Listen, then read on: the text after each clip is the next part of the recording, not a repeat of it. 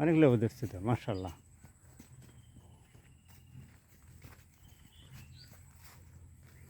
শুধু লেবু গাছ আর লেবু গাছ। এনে কয় পাখি আছে? সেটা আছে প্রায় 14-15 পাখি। উরি বাবা, 14-15 পাখি। ওই নাম আছে, এটা আছে, সেটা আছে কিছু। ওই পাশে নামানো আছে না? ওই যে সোফা নিয়ে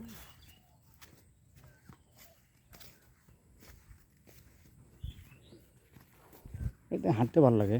হ্যাঁ হ্যাঁ জি, সুন্দর সুন্দর সবুজ। আছে, দেখার হ্যাঁ, মতো সবুজ জায়গা। দেখার মতো জিনিস আছে।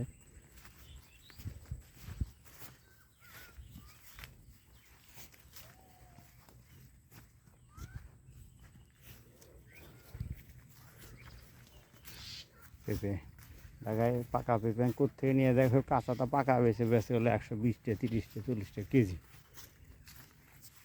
এসব কাঁচা পেঁপে।